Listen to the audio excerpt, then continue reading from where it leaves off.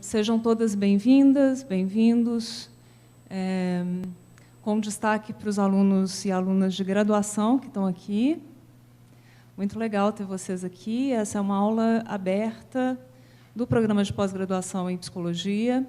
Meu nome é Luciana, eu estou coordenadora do programa de pós-graduação em Psicologia e tenho o prazer de abrir essa aula, que será proferida pelo professor Carlos Dravin, professor aposentado do UFMG, professor da FAGE. Ele vai se apresentar apropriadamente. Nós estamos em transmissão pelo YouTube para os nossos alunos regulares de Poços de Caldas, mas para o mundo. Eu tenho muita alegria, uma alegria especial de abrir essa aula, viu, Dravin? Minha turma teve o prazer de ter aula com o Dravin. Obrigado. Eu nunca tive. Vai ser minha primeira aula com você também. A gente vai funcionar da seguinte maneira: nós vamos ter a exposição do professor Dravin, na sequência a gente abre uma sessão de debates e depois a gente chama os professores João, a professora Jaqueline, para fazer o lançamento do livro. Ok? Com você. Obrigado, Luciana. Boa tarde. Você não perdeu muito não ter aula comigo, não. Mas é o seguinte, na semana passada, uns 10 dias atrás, eu falei na aula, na disciplina do professor João Leite, na pós-graduação, falei com um grupo de pessoas que seguem, né, o seminário do professor João Leite. Se não me engano, são alunos do doutorado em psicologia, e lá eu falei longamente, não é? E de uma maneira mais solta, porque sem a formalidade do auditório. É uma sala de aula em que nós temos a condição ideal, que é a condição da interlocução, do diálogo, em que as pessoas podem interromper, perguntar, como uma aula. Aqui também é uma aula. Só que é uma aula que o espaço formaliza.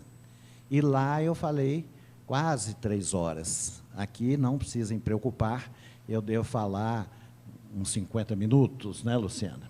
Uns 50 minutos. Bem, em primeiro lugar, então, além do boa tarde a vocês, do agradecimento pelo comparecimento de vocês, agradecer também a Luciana e a todos os colegas da pós-graduação em psicologia por me terem dado a honra de convidar para essa aula aberta. Como é que eu vou desenvolver o tema dessa aula? Eu não estou recorrendo... Deixa eu tirar isso daqui. Eu não estou recorrendo a PowerPoint, nem nada. Então, eu tenho, pelo menos, obrigação de traçar uma trajetória, um itinerário que seja claro. O meu objetivo não é falar coisas complexas, nem coisas profundas. O meu objetivo é de me fazer entender, falar de uma maneira acessível. E, sobretudo, aqui, esse público é um público heterogêneo. Nós temos professores, mas temos também alunos de graduação. Então, eu vou tentar falar da maneira mais acessível possível.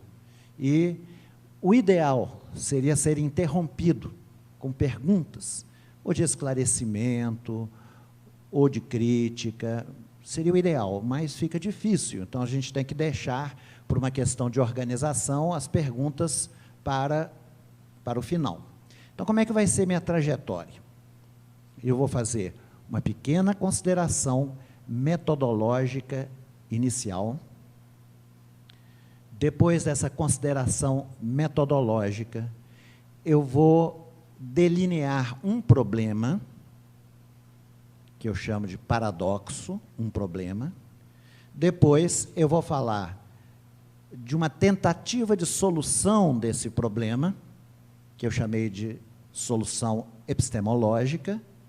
E depois eu vou, num quarto ponto, num quarto tópico, e deixando as coisas em aberto, falar de uma tentativa de dissolução, não de solução, mas de dissolução do problema que foi delineado.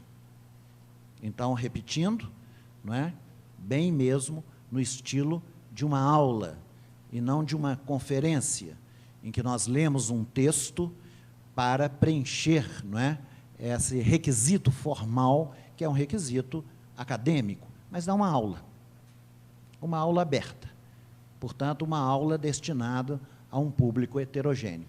Então, repetindo, uma consideração metodológica, que é o primeiro ponto.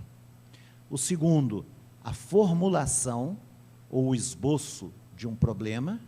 O terceiro, uma tentativa de resolver esse problema. E o quarto, né, seria uma conclusão, que seria o horizonte da dissolução desse problema. Então, o primeiro ponto, metodológico.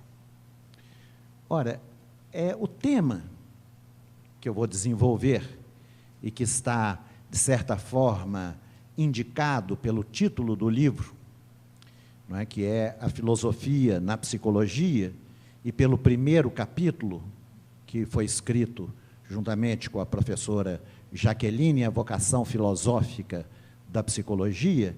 Esse tema é um tema extremamente amplo. E o que eu vou falar é um recorte, daí a minha preocupação de me fazer entender.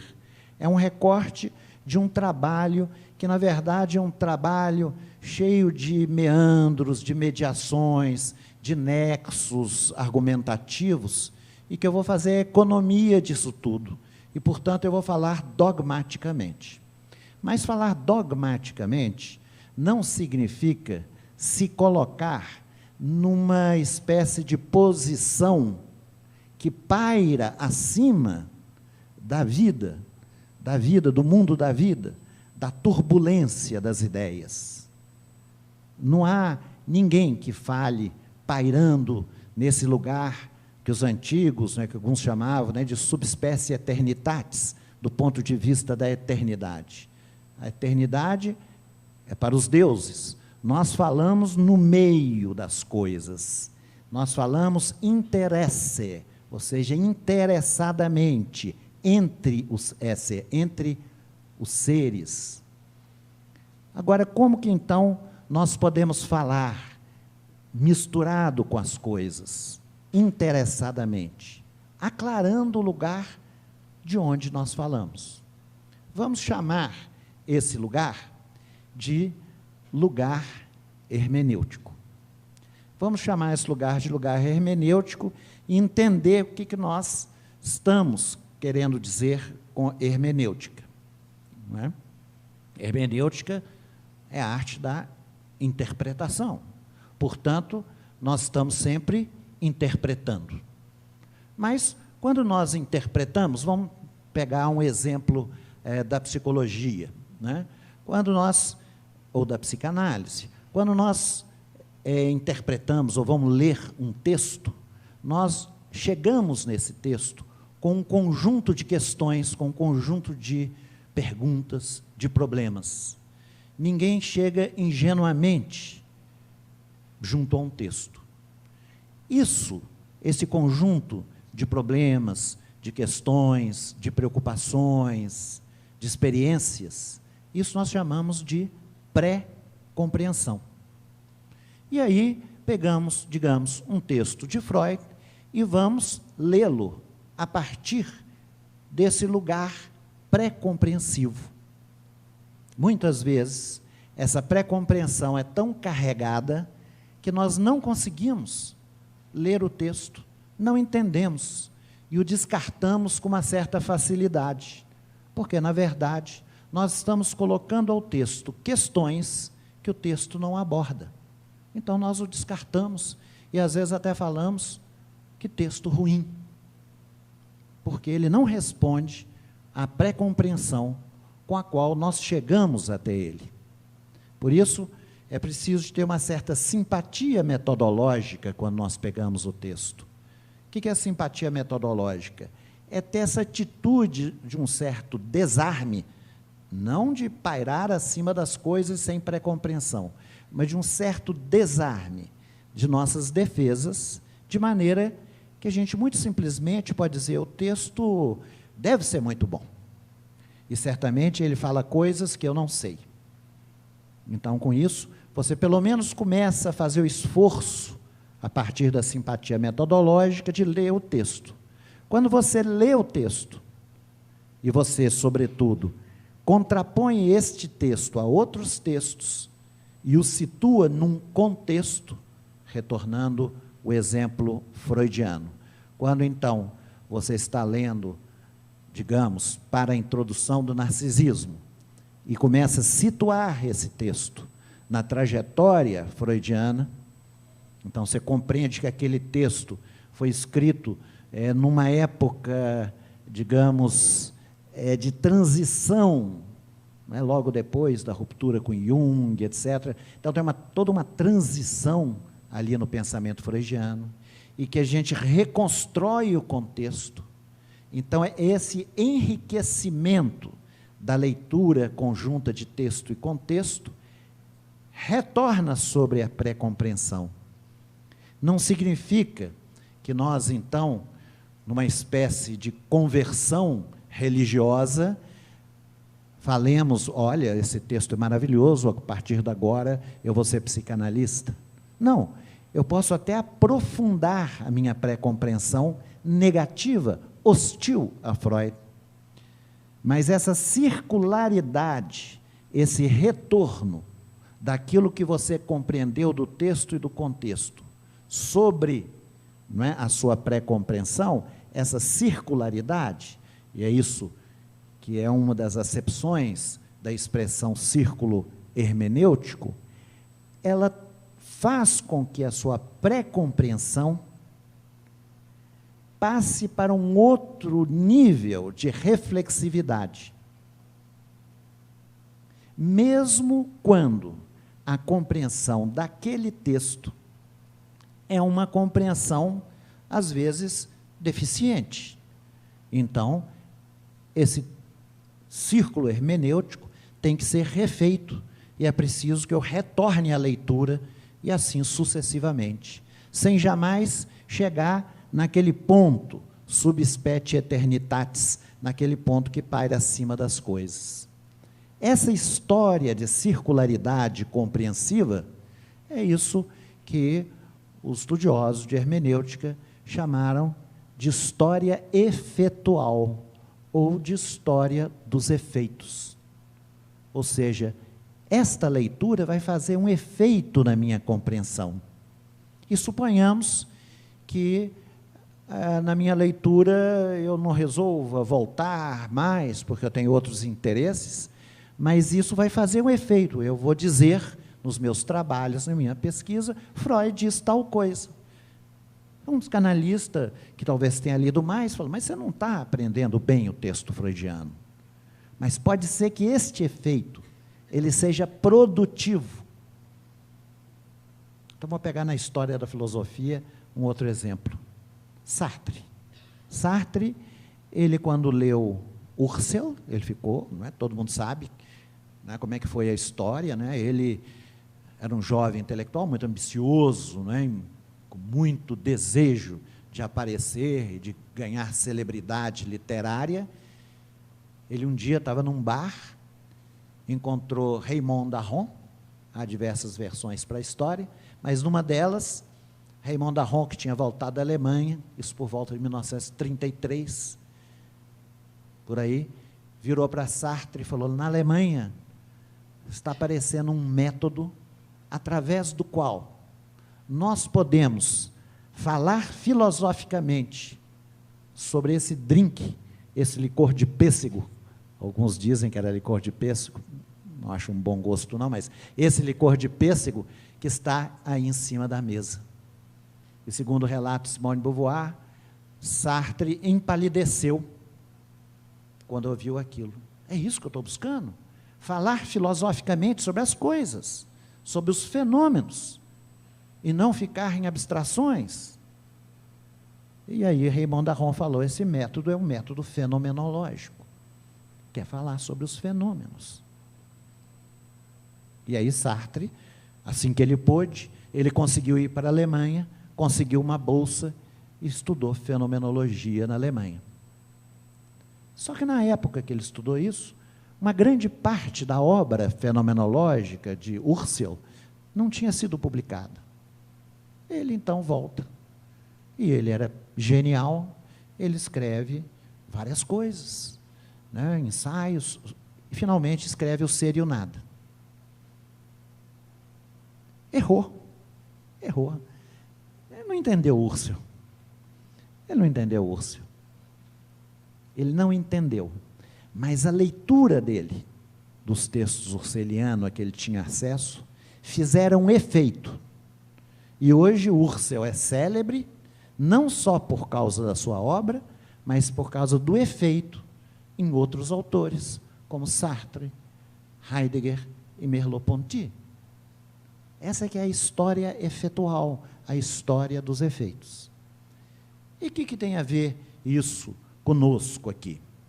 É que eu estou usando um expediente, digamos assim, um pouco frouxo, de uma espécie de círculo epistemológico. Epistemológico não, hermenêutico. Círculo hermenêutico, porque eu parto de uma pré-compreensão da psicologia, eu não conheço a maior parte das áreas da psicologia, mas eu parto de uma vivência, de uma experiência como professor nos cursos de psicologia, como colega de vários professores, algumas coisas que eu li, e eu acho que a psicologia é um espaço, né, como dizia Garcia Rosa, de dispersão do saber. É um espaço de fragmentação. É uma fragmentação tão intensiva que as pessoas chegam a brigar, né, não se darem bem, porque têm posições diferentes, né, seguem correntes diferentes. No entanto, por que eles não estão em diversos outros departamentos? Estão no mesmo departamento. Existe uma unidade institucional e uma pluralidade de teorias e práticas. Essa é a minha compreensão banal da psicologia. A partir dessa pré-compreensão, então, eu comecei a fazer, não é, um esforço de ler determinados textos que pudessem aclarar essa minha pré-compreensão. Como não se trata mais de um autor cuja obra pode ser bem demarcada, como Freud, então eu li textos, digamos, aleatórios, diversos textos diferentes, na expectativa de que esses textos, essas leituras, fizessem efeito na minha compreensão da psicologia. E por uma série de circunstâncias, porque nós não fazemos escolhas tão autônomas e conscientes assim, eu acabei buscando na filosofia elementos para compreender melhor aquilo que eu já pré-compreendia. Essa espécie de dispersividade irremediável da psicologia. Essa é que é a ideia, irremediável.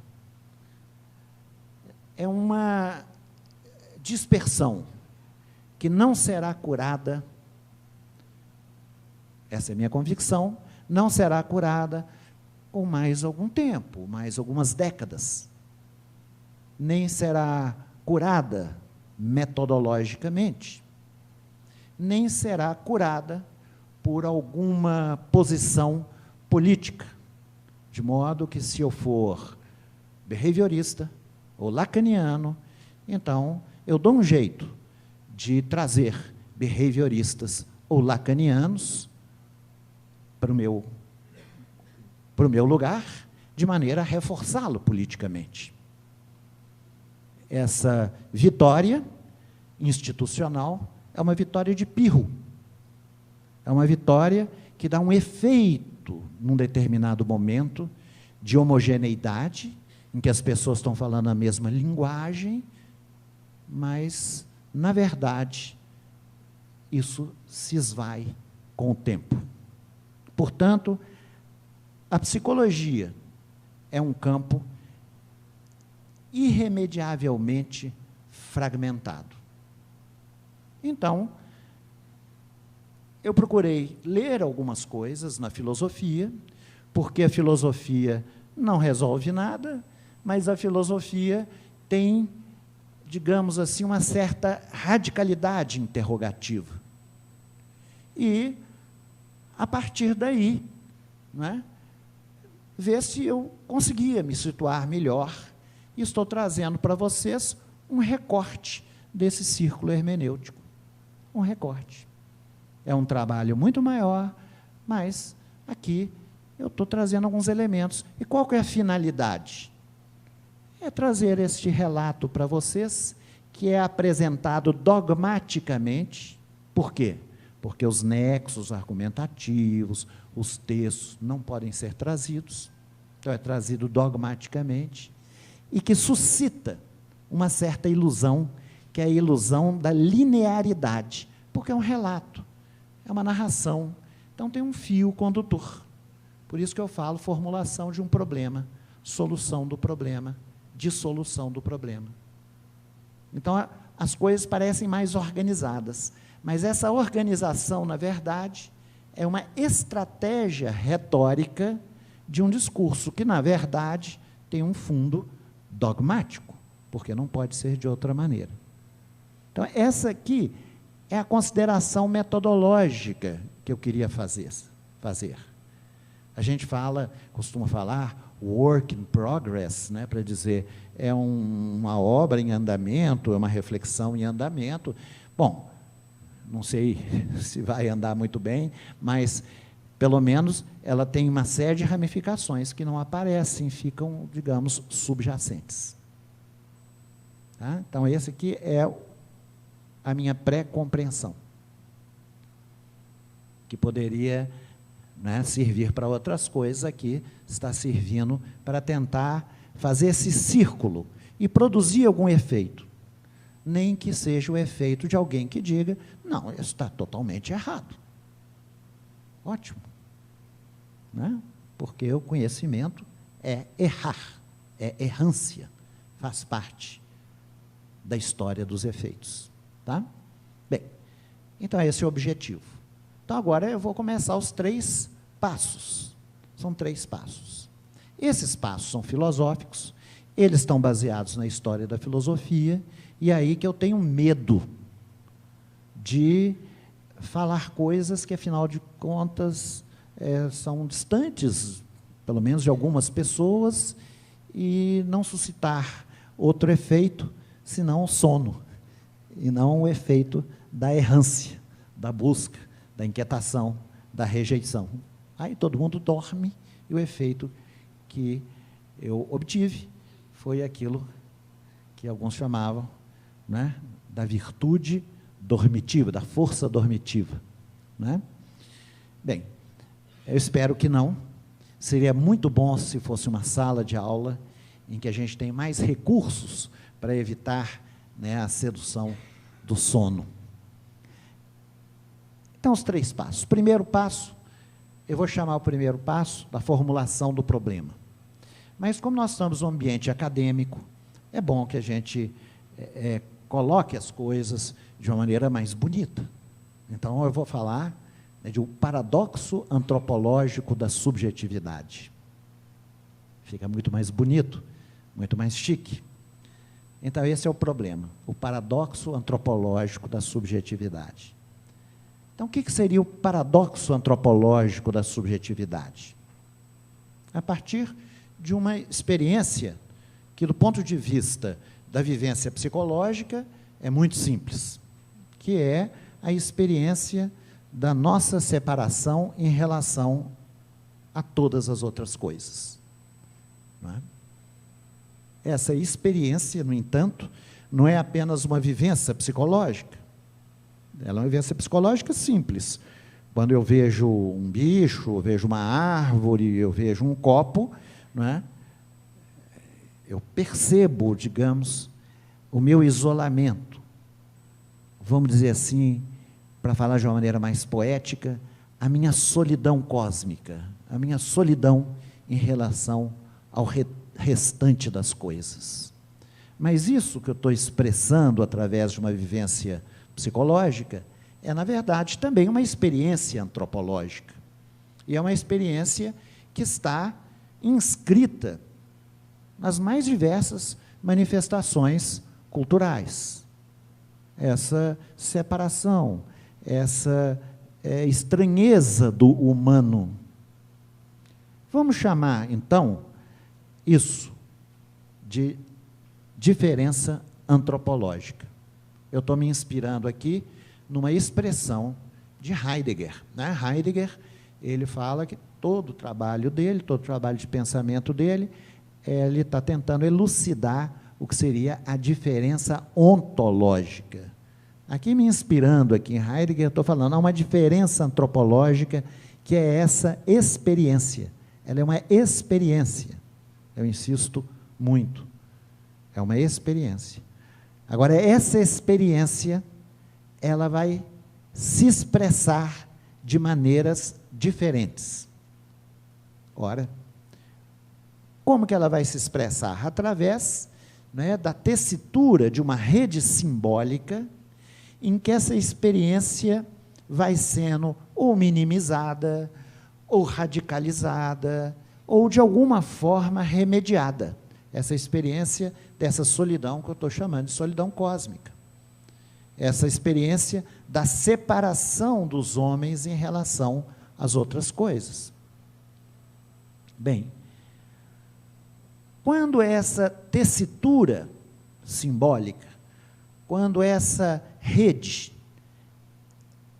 ela for suficientemente bem tramada, de maneira que com ela eu possa viver, ou para continuar na metáfora da rede, eu possa pescar os peixes necessários para a minha sobrevivência, então as coisas vão bem, porque é uma rede mesmo. Ela não cobre tudo, porque as redes têm que ser furadas. Essa rede simbólica, ela é furada, mas ela não pode ter aberturas tão grandes, de modo que eu não possa pescar nada.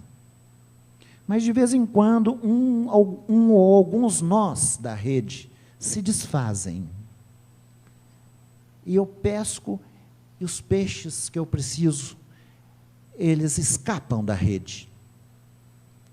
Então, a trama da rede está frouxa, ou está rompida, essa rede simbólica. Então, é preciso que essa rede seja refeita, que essa trama seja retramada. E aí, então, isso vai acontecer na tradição ocidental, não na oriental, não conheço nada, mas na tradição ocidental vai ser a filosofia. A filosofia vai ser uma tentativa de tecer um pouco essa rede simbólica que nós chamamos de mito, no campo da mitologia grega, que se desfez. Ou seja, aquelas personagens, aquelas narrações, aquelas histórias, aqueles deuses, tudo aquilo que dava sentido, para usar o título de um poema de Hesíodo, dava sentido para os nossos trabalhos e os nossos dias. Ou seja, nós precisamos de sentido para conseguir levantar, sair da cama, trabalhar, responder coisas, viver em sociedade, que é extremamente pesado. Então, os trabalhos e os dias em que Hesíodo mostrava como que as injustiças vão ser sanadas, podem ser sanadas, esses trabalhos, os dias, o peso do cotidiano, o peso da vida comunitária, tudo isso, né, agora precisa de uma nova tessitura de sentido, e isso é a rede da filosofia. A rede da filosofia faz, né, essa tessitura, cheia de buracos. E qual foi, digamos, essa atividade filosófica na Grécia? É isso que nós chamamos de modo de pensar cosmocêntrico, que muito simplesmente significa que quando a diferença antropológica ela é recolocada e se abre um abismo, que é essa solidão, estou separado das coisas, né?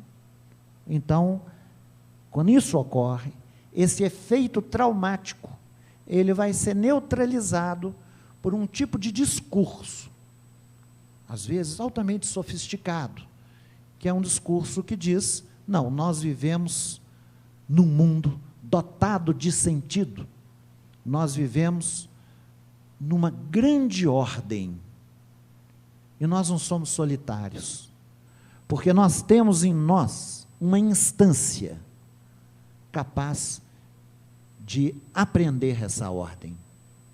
Essa ordem, que é o conjunto das coisas, que é a totalidade, que é o cosmos, ele é inteligível. Cosmos noetos. E essa instância que em nós nos resgata, digamos, da nossa deriva existencial, dos nossos trabalhos, dos nossas canseiras, dos nossos desencontros. Eu estou usando uma linguagem existencial, que é um pouco diferente da linguagem grega, mas isso que resgata em nós, ou seja, que nos permite transcender da particularidade das nossas vidas, eles chamavam de razão, ou de alma. Eu gosto da palavra inteligência. Inteligência, que é o que permite ler essa totalidade. E que em grego é nous.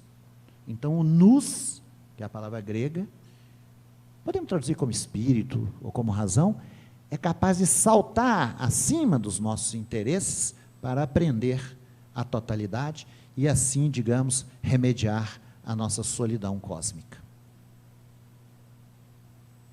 Então, essa foi a maneira de trabalhar a diferença antropológica. Tudo isso é imensamente controvertido, mas aqui eu estou fazendo um relato para vocês. E o meu interesse é fazer esse relato. E por isso que eu disse, na consideração metodológica, que esse relato tem uma certa pretensão de linearidade, e por isso tem um traço dogmático. Agora, essa forma de pensar cosmocêntrica, que foi vigente durante séculos, mas para os intelectuais apenas, não, porque quem nunca leu Platão, aliás, a leitura era muito de elite, não é? O acesso à leitura era muito pequeno, mas isso foi transmitido na cultura. Entrou na educação, entrou na mãe que vira para um filho e fala, oh, não pode ser assim, por quê? Porque a vida não é assim. Por que a vida não é assim? Porque a vida tem um sentido. Ao invés de falar, meu filho, faz o que você quiser, porque é tudo absurdo mesmo. Né? Não. Né? Então, segura a peteca e fala, é Platão, é Platão. É Platão que vai sendo servido assim, em casa, na hora que o menino grita na refeição, etc. Então, entra, digamos assim, no grande rio da cultura. Mas quando nós chegamos na época moderna, esse modo de pensar cosmocêntrico começa a se desmanchar. Então, eu vou falar dois eventos desse desmanche. Um evento, nós vamos chamar de humanismo.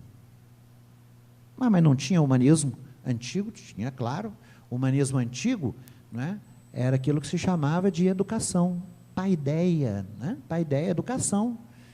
As pessoas se educavam para se tornar verdadeiramente humanos. O que é tornar-se verdadeiramente humano? Realizar, digamos, a imagem de homem que já estava, num certo sentido, pré-fixada. Mas o novo humanismo não é mais assim. O novo humanismo é um humanismo acósmico. Nesse humanismo acósmico, não há uma imagem pré-fixada de homem. Eu fiz uma referência, lá na aula do professor João, né, a um mito, que Platão relata, nem me lembro mais onde, se não me engano, no Protágoras, né, que é o mito de Epimeteu e Prometeu, e que foi transposto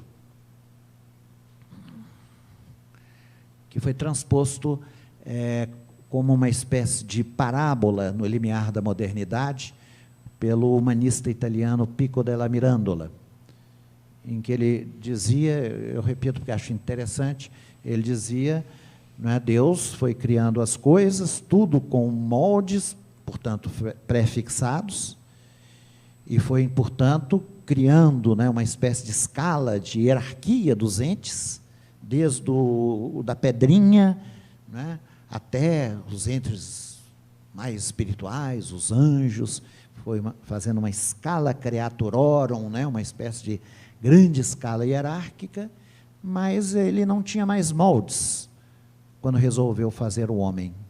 Então, não é que o homem tenha um lugar eminente na escala hierárquica, é que o homem não tem molde. Ou seja, o molde do homem é o próprio homem. Ele faz a si mesmo. Ele é autoprodutor. Ele faz a si mesmo. Então, Pico della Mirandola escreveu, não é, retomou essa parábola, esse mito, na verdade, na forma de uma parábola, e escreveu o elogio ao homem, né, num texto chamado Horácio de Homine Dignitatis, o discurso acerca da dignidade do homem. Qual é a dignidade do homem? Não ter uma essência extraordinária, mas ser abertura, possibilidade. Essa é a essência, essa é a dignidade do homem, não ter uma essência, repito, mas ser abertura e possibilidade. Esse que é o humanismo moderno. E a gente podia dizer que aqui está em germe a ideia de liberdade, uma ideia radical de liberdade, que nós encontramos, já que eu mencionei Sartre, em Sartre, quando Sartre diz o que é o sujeito é nada. Não é?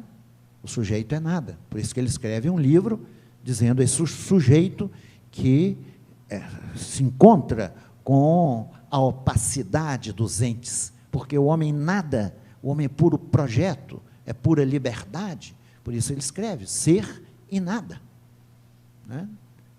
Agora, esse nada é um nada produtivo, é um nada criador, é um nada fazedor de mundos. Agora, isso está em germe lá em Pico della Mirandola, é o humanismo.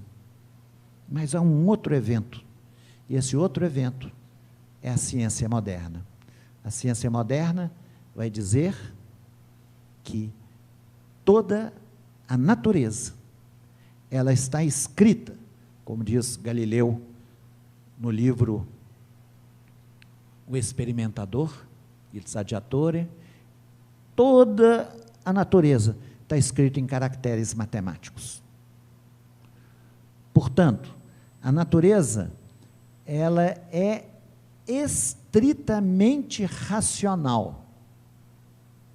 Agora, é de uma racionalidade muito mais rigorosa, num certo sentido, do que a antiga razão grega. Por quê? Porque é uma racionalidade que desqualifica o nosso acesso empírico imediato às coisas. Eu falava na aula, não é? Aqui, por exemplo, eu tenho água, e todo mundo sabe o que é água. Eu posso dar um gole da água e falar, obrigado, Luciana, pela água, está muito boa, fresquinha. Mas isso é H2O. o que ninguém vê, ninguém sabe. O que é hidrogênio, o que é oxigênio, tal, ninguém sabe disso. E o que importa é isso. E quando faz frio, eu posso, na minha vida cotidiana, falar, estou sentindo um frio danado. E a Luciana diz, não, eu estou achando até quente hoje. Cada um sente segundo as sua vivência, suas sensações, mas o físico diz, não, hoje está 27 graus. Nem o calor que ela sente, nem o frio que eu sinto, podem servir de critério de cientificidade. Ora, isso é uma racionalidade extremamente exigente, em que nós temos que colocar no altar da ciência a nossa vida, a nossa experiência mais imediata. E é tanto assim que eu falo para os meus alunos, né, sempre, eles já devem estar cansados, bom, eles passam, vêm outros, então a gente pode repetir as coisas, né? Ainda bem, né? Você imaginou cada semestre ter que criar coisas novas? Mas, então, falo com eles, é claro que a Terra está parada, a Terra não está rodando, isso é uma bobagem, porque essa é a minha vivência. E quando eles falam, os cientistas, não, a Terra está girando, isso é contravivencial. Ora, vamos deixar um pouco de lado a ciência e vamos pensar então o seguinte, o humanismo diz que o homem é um produtor de mundos, que ele é plasmador da realidade, e a ciência diz que o homem, ele está inserido numa natureza extremamente racional, e que ele não pode avançar em nada, se não compreender essa racionalidade, que vai contra a vida ordinária, vida cotidiana que ele leva. Se esboça, então, um paradoxo. É esse paradoxo em que, de um lado, nós temos o humanismo, que vamos, então, nomear de liberdade, e, de outro lado, nós temos a ciência, que nós vamos nomear razão. Então, esse é o paradoxo, razão e liberdade. É um paradoxo antropológico. E como que o homem vai se localizar nesse paradoxo? Bem, aí seria um monte de coisas, mas eu vou mencionar o seguinte, quem que formula esses problemas e tenta dar uma solução, quem formulou, ou seja, criando um sistema do saber, um novo sistema do saber, depois do desmoronamento da forma de pensar cosmocêntrica, foi Descartes. Eu não vou entrar nisso, porque é insuportável, né? No final todo mundo almoçou, etc. A gente tem que ter um pingo de cuidado, né? Então, eu vou só dizer o seguinte, né? Como que Descartes faz? Ele endossa essa desqualificação que a ciência faz em relação às sensações. E vai não só endossando, mas vai radicalizando. Ou seja, eu digo que a Terra está parada, eles dizem, os cientistas, que a Terra está girando em seu próprio eixo, e para eu entender isso, eu tenho que questionar a minha experiência de maneira a reconstruí-la de uma outra forma. Muito bem, eu tenho que duvidar. Sem o caminho da dúvida, eu não chego à ciência. Ora, Descartes vai radicalizar a dúvida, forjando, então, a chamada dúvida hiperbólica. Ele vai duvidar mais, até duvidar da própria mão dele, que está na frente do seu olhar, e vai chegar num ponto que Aristóteles já tinha percebido, que é o ponto em que a dúvida nega a si mesma. É como se ela fizesse, usando a palavra de Aristóteles, uma retorção, e aí voltasse contra si mesma. que é o célebre penso, logo existo.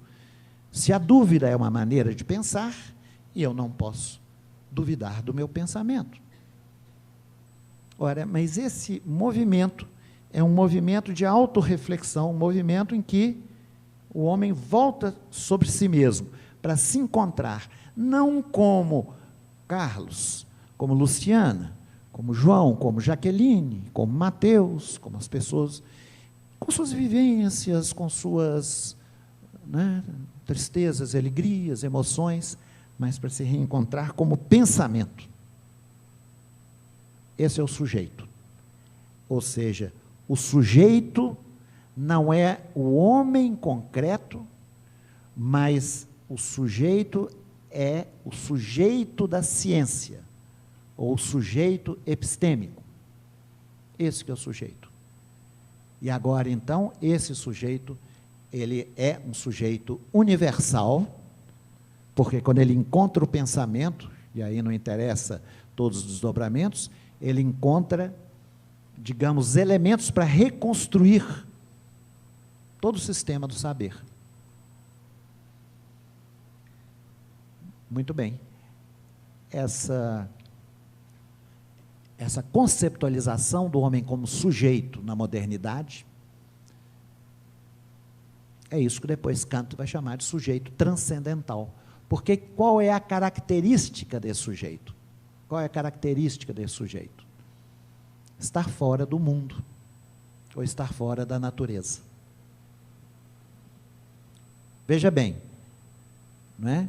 Somente uma instância externa é que pode tornar todos os fenômenos em fenômenos objetivos. O que é objeto? Objectum, algo posto diante de um sujeito. Esse é o sujeito epistêmico, é o sujeito universal, é o sujeito transcendental. Esse sujeito, ele é condição de possibilidade da ciência, mas está fora da ciência. Por quê? Porque a ciência só trabalha com objetos que estão no mundo. Agora, vamos dar só um passinho a mais, para ver como é que esse paradoxo bate na psicologia. Então, nós temos os objetos do mundo, são todos objetos inscritos no espaço, né? Então, eu posso estudar as cadeiras, a mesa, eu posso estudar a composição da água, tudo isso é objetividade científica. Eu posso estudar as plantas, posso estudar os bichos, posso estudar meu corpo. Desde que eu entenda meu corpo numa perspectiva estritamente objetiva. Mas eu posso estudar a minha mente? Eu posso estudar o sujeito? Não. Porque a mente e o sujeito, e aqui eu estou tratando disso como se fossem sinônimos, a mente e o sujeito, ela está fora do mundo dos objetos, porque é pré-requisito, é condição de possibilidade de toda a objetividade. Então, não pode ser um objeto. Senão, não seria condição de possibilidade. Esse problema aqui vai bater diretamente na psicologia. Essa é a formulação do problema. Então, a gente já pode ficar descansado. Quanto tempo eu estou falando, Luciana? Já tem muito tempo? Já não sei mais, a gente se perde, né? Bom, vou falar mais um tiquinho. Aí vocês me perguntem depois, porque eu vou ter que cortar. Que é o seguinte, tá bem, agora vamos ver o que vai acontecer.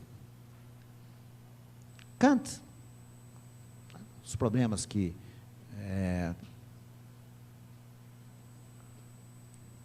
Descartes legou, Kant herdou e tentou resolver de uma maneira verdadeiramente genial, né? Mas Kant, então, ele também coloca essa impossibilidade de transformar o sujeito em objeto. porque se o sujeito é condição para toda objetividade, ele não pode ser objeto. Mas depois, né, Kant morreu, Hegel morreu, todos vão morrendo, né? Então, e aí as ciências começam a crescer, as ciências começam, né, a crescer em dois sentidos: em intensidade, ou seja, em consciência metodológica, em extensão, absorvendo todos os objetos. E essa ciência em expansão, ela tem que também transformar o homem em seu objeto. Aí o João vai lembrar que nas palavras e as coisas, Foucault vai dizer, o homem não existia até o final do século XVIII. O homem não existia. Não existia como objeto cognoscível. Agora, então, como que o homem vai passar a existir para a ciência? Esse vai ser o grande desafio. Ora, a ideia de ciências humanas, e, sobretudo, a ideia de psicologia, está interditada, está submetida a um veto, que é um veto epistemológico, ou, se nós quisermos, um veto positivista. E foi isso que vai acontecer, não é, na época da psicologia, não é, inicial, da fundação da psicologia. Como que ela vai contornar esse veto epistemológico? Como que ela vai contornar isso? E aí é tudo isso que vocês estudaram na história da psicologia. Então, depois da morte de Hegel, por exemplo, vai surgir, não é, um materialismo grosseiro, esse materialismo, por exemplo, que vai aparecer na obra de um sujeito chamado Carl Vogt, que escreveu um livro, daqueles alemães materialistas da época, por volta de 1850, 50 e poucos. Ele escreveu um livro com esse título tão interessante, né, em que ele diz, né, a ciência e a fé do carvoeiro. O que é a fé do carvoeiro? A fé do carvoeiro é essa ingenuidade nossa, em que a gente acredita, por exemplo, eu me desejo isso, eu desejo aquilo, eu sinto, não sei o quê e tal. Isso está barrado. E a ciência?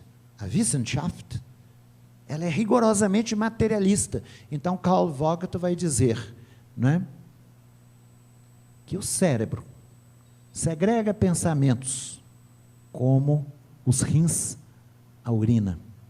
É para chocar. É para dizer, tudo isso é fisiologia.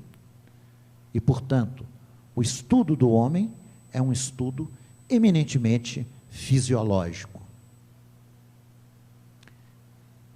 Então, esse foi o clima, né, forte, né, do nascimento da psicologia.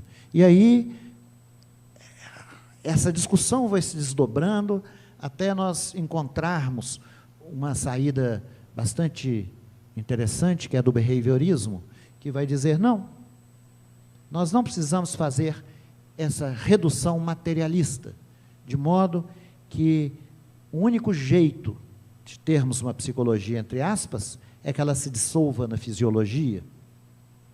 Nós podemos pensar um objeto para a psicologia e que não seja a mente, que é o comportamento.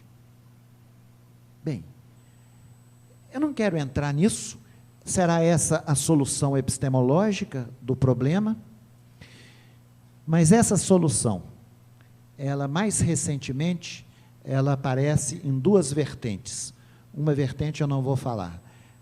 Uma vertente dá continuidade a esse processo do materialismo do século XIX, que é a naturalização do homem. A naturalização do homem. Tem várias expressões disso. Por exemplo, dá uma expressão. Em 1949, Gilbert Ryle, né, um filósofo inglês, escreveu um livro chamado Conceito de Mente, em que ele diz, a mente não é nada. A mente é irrelevante cientificamente. Tudo que nós chamamos de mente pode ser equacionado em termos de comportamento e disposições para comportamento. Mas, passado alguns anos, há uma outra corrente que vai dizer, de maneira ainda mais forte, tudo que nós falamos, com a nossa linguagem mentalista, sensações, desejos, crenças, isso tudo vai ser eliminado com o desenvolvimento das neurociências. E eles chamam essa linguagem, que é a nossa linguagem do dia a dia, de folk psychology, psicologia popular, ou psicologia primitiva. É uma posição bem mais radical do que a posição behaviorista. É uma tentativa de solução epistemológica desse paradoxo que eu tentei esboçar, que eu espero que tenha ficado alguma coisa que eu tentei esboçar anteriormente. Bem, é uma tentativa de solução. Por quê? Porque é claro que quando as pessoas que defendem essa posição, que são os chamados materialistas eliminativistas, quando eles defendem essa posição, eles estão fazendo o quê? Usando as suas crenças para me persuadir contra as minhas crenças. Eles estão usando a psicologia popular. Eles não estão usando uma linguagem científica, porque a linguagem científica, ela não é passível de circular amplamente no mundo. Por isso que nós encontramos Shakespeare, Proust, não é, que são psicólogos refinadíssimos, muito mais refinados do que muitos neurocientistas, usando uma linguagem que é a linguagem da chamada folk psychology. Porque a complexidade das nossas relações e das nossas experiências é tão grande que dificilmente, a não ser através de uma crença fortíssima, nós podemos apostar as nossas fichas na eliminação dessa linguagem. Essa é a renaturalização do homem. Eu não quero pegar esse modelo de cientificidade, porque é uma solução epistemológica que vai, não é, na direção da época da fundação da psicologia. Quero só falar mais uma, estou acabando, viu? Quero só falar mais uma, que é o seguinte, teve uma saída também genial para achar uma solução epistemológica, que foi o estruturalismo. Essa saída diz o seguinte, de fato, o grande problema em torno da subjetividade é que a subjetividade, ela pretende estar fora do mundo dos objetos. Estando fora do mundo dos objetos, ela sendo transcendental, universal, ela não pode ser objeto da ciência. Então, nós temos que desconsiderar o sujeito, mas não da mesma forma que fazem os materialistas e os naturalistas. É pensando o humano não como subjetividade, mas como dimensões que são humanas, irredutivelmente humanas, mas que não remetem a subjetividade nenhuma e a nenhum centro. Estudar o homem, por exemplo, enquanto linguagem. Estudar o homem enquanto relações de produção. Estudar o homem enquanto inconsciente. Estudar o homem enquanto cultura. Esse enquanto diz, não há possibilidade de ter uma visão totalizante do humano, não há. Não há subjetividade, não há nenhum centro unitário, transparente, consciente, transcendental, mas tanto a linguagem, como as relações sociais, como a cultura, como as representações inconscientes, tudo isso aí é irredutível à natureza. Então, nós não precisamos dissolver as ciências humanas na natureza. As ciências humanas têm objetos, esses objetos são autônomos, mas eles não são naturais. Então, nós teríamos, ao mesmo tempo, ciências rigorosamente científicas e rigorosamente humanas, exigindo um pequeno sacrifício, que é o sacrifício da subjetividade. São ciências sem sujeito. Bom, seria uma solução bastante interessante, a do estruturalismo, uma solução que, a meu ver, é mais interessante do que a renaturalização do homem, porque a renaturalização do homem tende a dissolver as ciências humanas nas ciências da natureza, mas eu quero só terminar com uma indagação. Eu falei que a gente ia fazer um círculo, né? Que é o círculo hermenêutico. Num determinado momento desse círculo hermenêutico, eu formulei um problema que eu chamei o paradoxo antropológico da subjetividade. Agora nós não temos mais sujeito. Portanto, esse paradoxo foi dissolvido. Não precisamos da solução epistemológica forte. Não precisamos jogar as ciências humanas no braço das ciências da natureza. Mas muito bem.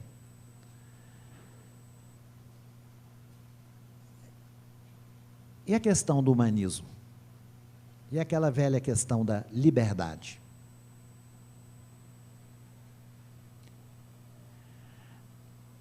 Aquela separação, sujeito transcendental e o resto das coisas, que são os objetos, agora ela foi inserida, digamos assim, nessas diversas figuras do humano. Desse homo structuralis. Quando eu pergunto para uma pessoa, como é que está a sua vida e o que você acha que nós devemos fazer diante das coisas que estamos vivendo no Brasil? Ele fala, devemos fazer isso, devemos fazer aquilo, é preciso lutar, é preciso... Coitado. Ele não sabe que ele está sendo levado pelas ilusões da subjetividade vivida. Ele não sabe que existe um sistema de linguagem, que existe um sistema econômico, que existe um sistema psíquico. Quem estuda estrutura econômica, estrutura psíquica, são essas ciências. É a psicanálise, é a linguística, é a sociologia crítica. Então, aquela separação entre sujeito e objeto, ela é reinserida em cada um de nós, em cada figura do humano. Enquanto eu sou Carlos, eu tenho as minhas ilusões. Mas enquanto eu sou psicanalista, eu tento introduzir uma distância, nunca perfeita, nunca muito boa, uma distância. Bem, você pode dizer, fracassa inexoravelmente. Mas vamos pegar isso e levar para o campo das lutas sociais, das lutas políticas e da liberdade.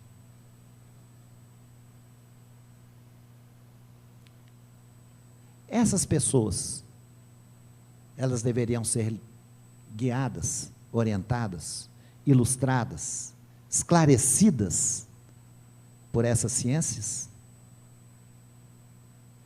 Esse problema parece bobo, mas, na verdade, foi um problema trágico que se abateu sobre o marxismo. Eu vou terminar com essa ilustração do marxismo. O marxismo pretendeu encarnar, né, a figura de uma filosofia da praxis. Filosofia da praxis é uma expressão de Gramsci, o grande marxista italiano, ou seja, uma filosofia da prática. O homem é ativo, ele faz história, ele é não apenas objeto da história, mas o marxismo desenvolveu uma teoria dos modos de produção. E dentro dessa teoria, aparece a questão da ilusão. A ilusão é, digamos assim, um produto, que é o que se chama de ideologia, é um produto de nossa posição dentro da estrutura social, ou do modo de produção. É igual nós temos ilusões psicológicas, nós acreditamos que o nosso eu é um eu autônomo, é transparente, o psicanalista fala, não, e tal, e fala de pulsão, e nos destitui desse lugar, e assim por diante. Marx também criou uma teoria. E essa teoria denuncia as ilusões, a começar da ilusão religiosa como ideológica. Por isso ele escreveu, quando jovem, que a religião era o ópio do povo. Muito bem. Então, quando você vira para a turma de gente que está falando assim, bem, nós vamos fazer alguma coisa, então vamos reunir. Mas vamos reunir. E vamos reunir para quê? Né? E aí eles começam com aquelas reivindicações, vamos melhorar a coisinha aqui, melhorar outra coisinha lá, depois a gente para, né? Porque afinal ninguém é de ferro. Eles não sabem o que eles querem. Quem que pode ajudá-los? Quem conhece a teoria crítica da sociedade. E quem conhece a teoria crítica da sociedade? Os teóricos. Mas o que os teóricos podem fazer? Nada, se não entrarem numa espécie de vanguarda que venha educar o povo para os seus verdadeiros interesses. Aí está o germe da grande tragédia política que foi, não é, a realização, a efetivação histórica do comunismo. E essa é a tragédia da prática.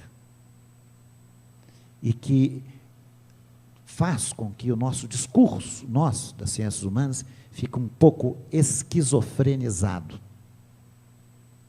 Nós temos teorias e, ao mesmo tempo, nós convidamos as pessoas para uma prática libertária. Essa tragédia, que é a tragédia da ação, ela é uma expressão distante daquele paradoxo que, no limiar da modernidade, foi formulado como, de um lado, o humanismo, a liberdade, de outro lado, a ciência, a razão. É nesse ponto que eu quis chegar, não para dar uma solução que eu não tenho, obviamente, mas para trazer um relato que talvez possa suscitar algum efeito, ainda que esse efeito possa ser um efeito de crítica e de rejeição. É isso que eu queria dizer. Muito obrigado, desculpe tomar tanto tempo de vocês, pela paciência.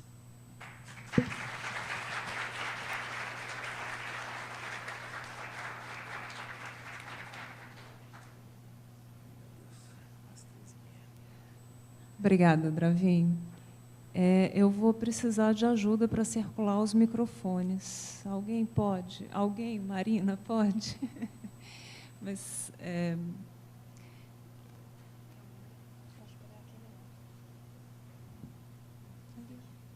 para circular na plateia.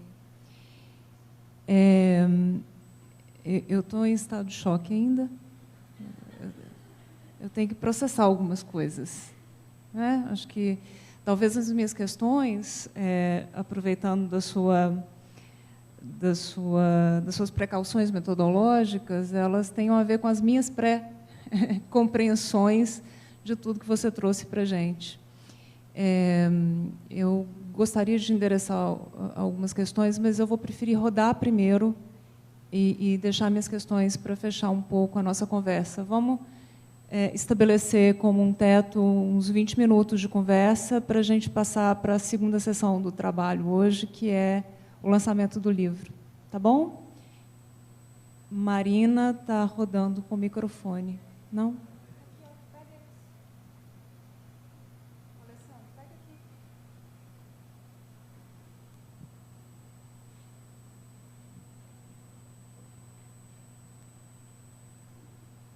Dravin, boa tarde. Mais uma vez, muito obrigado. Oi, Foi muito enriquecedor, né? Som. Som é aqui? É? Eu estou vivendo a esquizofrenia que você falou, mas eu estou escutando outras coisas. Tá uma ecolalia. Mas eu queria fazer duas perguntas. Assim como na semana passada, sua fala me causa impacto, eu também preciso processar e eu não sei se eu vou conseguir perguntar. Mas eu fiquei novamente impactado com algumas formulações. E eu vou tentar sintetizar. A partir de 3 fragmentos. O homem não tem molde, que é uma perspectiva, a impossibilidade de estudar o sujeito e a impossibilidade também de uma teoria totalizante. O tempo todo da sua fala, eu fiquei pensando numa capa de um livro que eu uso, na introdução à psicologia. A capa está assim, Psicologias.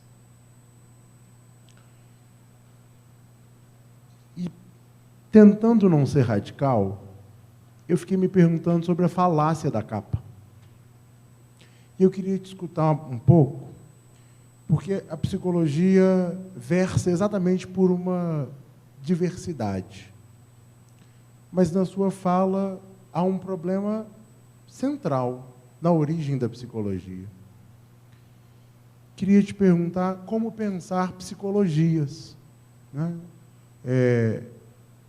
Saí com a impressão que psicologia não existe mesmo. Mas estou lá com a capa do livro ainda, estou agarrado na capa do livro. Queria te escutar um pouco sobre essa expressão psicologias, que me parece esse também um discurso político da psicologia hoje, de apostar numa diversidade como uma tentativa de ler o mundo. E aí eu fico me perguntando se não incorremos no risco de criar teorias totalizantes, mesmo sabendo que elas não existem. Uma outra questão, vou aproveitar, estou misturando, mas vou aproveitar.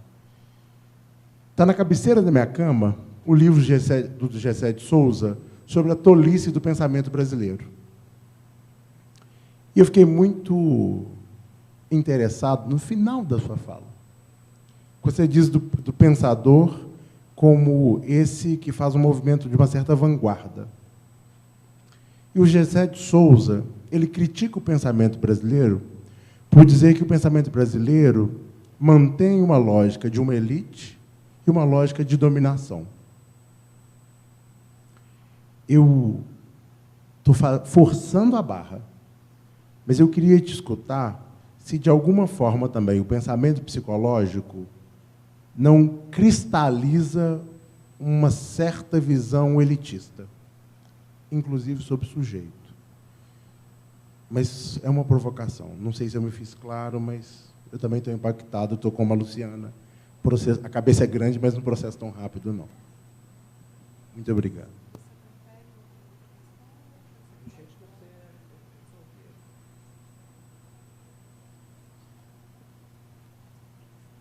Bom, então é o seguinte, né? São muitas questões, né? Eu vou tentar responder mais ou menos, não responder, mas fazer uma outra consideração, né? Você falou do homem sem molde, né? Você falou do discurso totalizante, você falou das psicologias no plural, e você falou da questão da elite.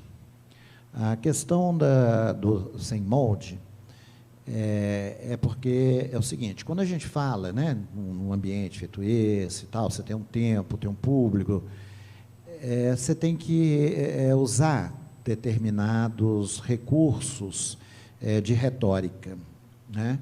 E que recurso que eu utilizei? Eu utilizei um recurso que foi estabelecer uma contraposição forte para que o problema pudesse se tornar visível. Qual o problema? Esse paradoxo que se delineia no limiar da modernidade, que aparece nas duas grandes eventos constitutivos da modernidade, de um lado o humanismo, de outro lado a ciência. Então, eu tive que forçar a mão, igual numa caricatura, né? Você faz uma caricatura, é claro, não é a pessoa, mas você força os traços para aquele ponto que você quer realçar torne-se visível, né?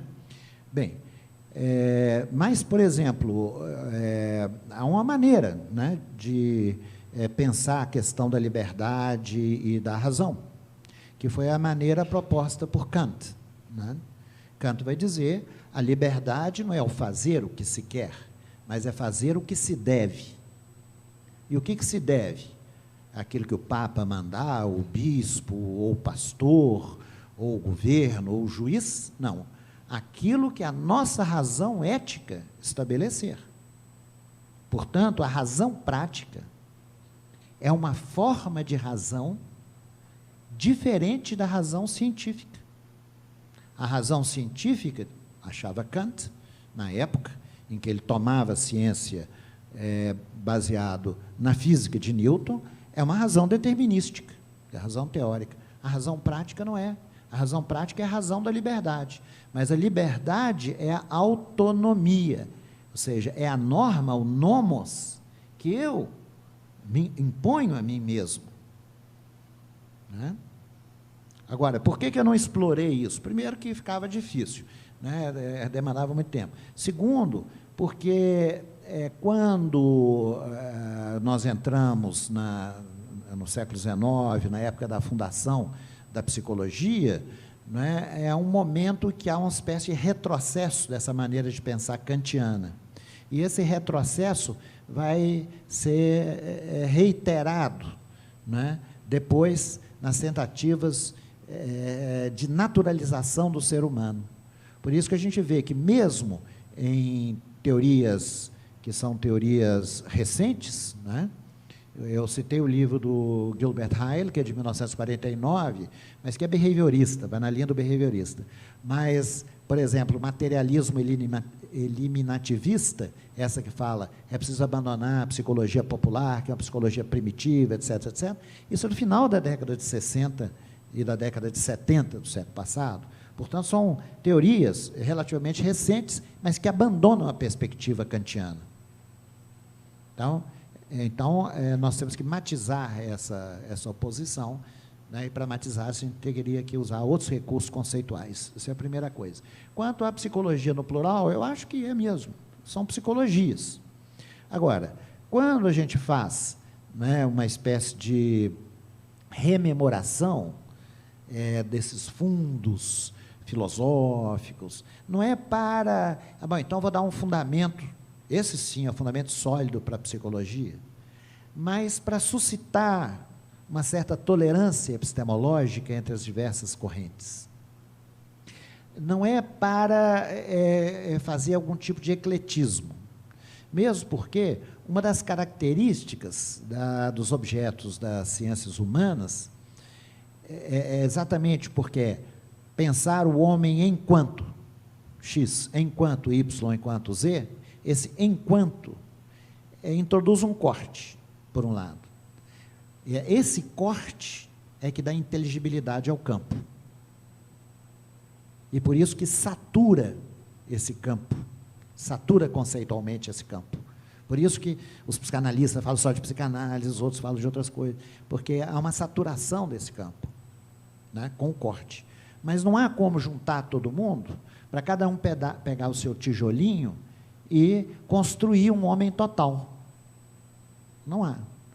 Porque a inteligibilidade vem do corte. Então, não é possível construir o homem total nesse sentido. Então, nós temos que conviver com a pluralidade. Agora, essa convivência com a pluralidade, ela pode se pautar, né, por uma tolerância epistemológica e por um reconhecimento recíproco das competências. Não é?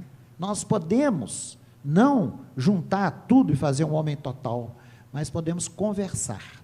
Isso podemos conversar, ainda que seja para aclarar mais, até para aprofundar as nossas diferenças. Mas temos que continuar conversando, porque nós não somos psicanalistas lacanianos, behavioristas ou neuropsicólogos. Nós somos cidadãos. E enquanto cidadãos, nós temos que levar a discussão, né, porque nós somos cidadãos muito privilegiados, cidadãos habitantes do universo acadêmico. Então, nós temos que conversar. Conversar é que, quando você me faz uma pergunta, né, eu reconheço a sua competência em fazer a pergunta. Eu não falo, isso é bobagem, não vou responder. Não, a sua pergunta pode concordar comigo, pode ser esclarecida, mas me interpela. Então, você me escuta e eu te escuto, e nós nos falamos. Quer dizer, essa ética, que é uma ética do uso público da razão, que é uma ética da cidadania, ela também deveria, não é, imperar nesse espaço institucional tão privilegiado que é a universidade. É mais nesse sentido, não no sentido de uma fundamentação.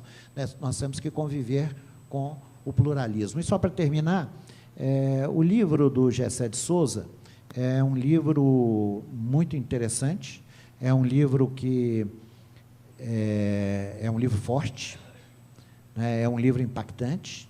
O próprio título suscitou uma reação muito forte, né, no mundo acadêmico, porque chama A Tolice da Inteligência Brasileira, que é uma inteligência que se encastela de tal forma nos seus privilégios que não os vê como privilégios, né?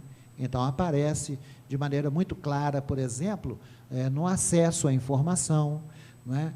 Por exemplo, para a gente estar aqui conversando, escutando essas coisas, né? Nós tivemos que gozar, de uma maneira ou de outra, de um privilégio muito grande, de um acesso a uma certa riqueza simbólica, que ela é inacessível para a maioria da população. A maioria da população não entenderia nada do que foi dito aqui, né? E isso aparece de cara, quer dizer, desde o momento, né, em que a criança nasce, que alguém fala alguma coisa com ela, usando, por exemplo, a norma culta da língua.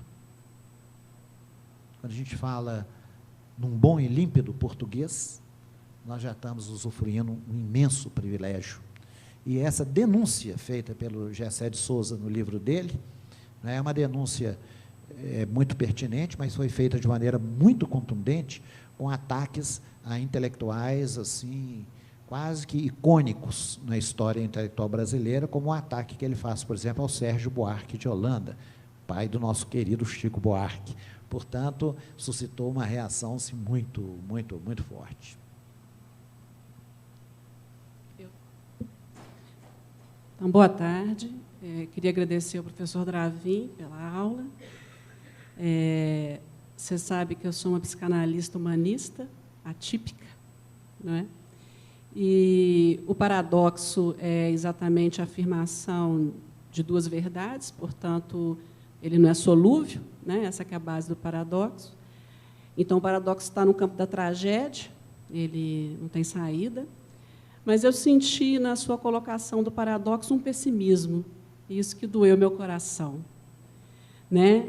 E aí essa que é a minha pergunta. Entre a liberdade, a solução do estruturalismo, a estrutura, mas entre a liberdade e a razão e a ciência, eles não sabem que existe uma determinação já.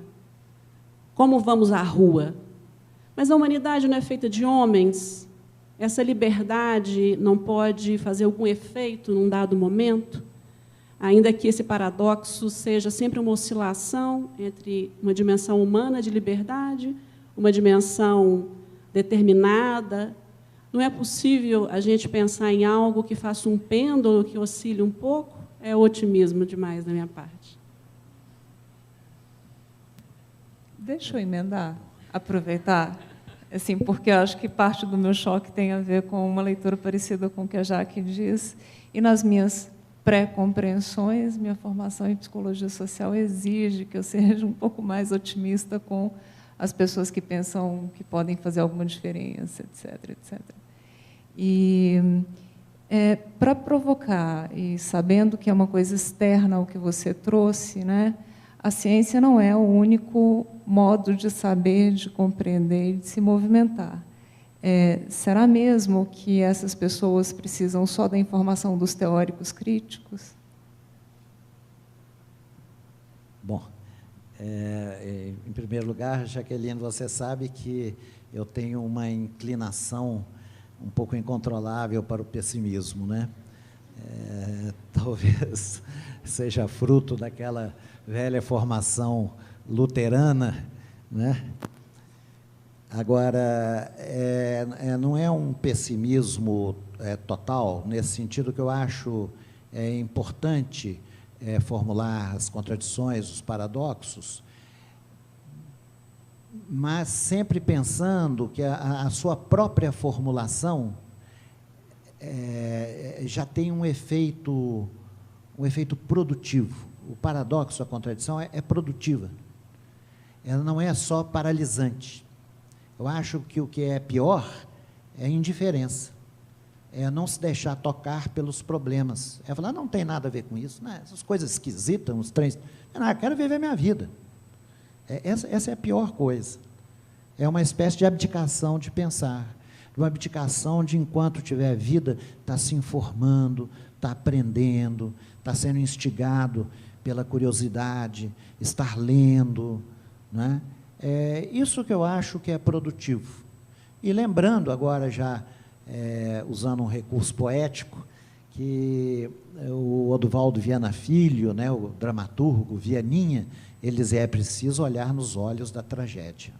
Olhar nos olhos da tragédia, não para, digamos, se submeter, né, ao curso inexorável das coisas, mas para não cair também, né, numa ingenuidade excessiva. Você lembra, né, que eu já mencionei isso, quando eu falei sobre direitos humanos naquele encontro de comemoração dos 25 anos da ECA, né, e que eu falei outro dia na sala do João também, que criou aquele mal-estar, mas está criticando os direitos humanos? Não, estou criticando essa circulação tão fácil da ideia de direitos humanos na nossa sociedade, né? Se os direitos humanos circulam dessa maneira tão fácil, era de se esperar que nós vivêssemos numa sociedade um pouco melhor. E a sociedade não está suscitando muita esperança nesse momento, está muito ruim, né? Então, é preciso de quebrar um pouquinho, né, uma certa ingenuidade, uma certa rapidez dos compromissos militantes. É um pouco essa a direção. Mas não no sentido de um pessimismo para fechar portas. Viu, Luciano? Não um pessimismo para fechar portas. Eu acho o seguinte, né, eu, na verdade, nessa trajetória, eu ia terminar falando de Heidegger, né?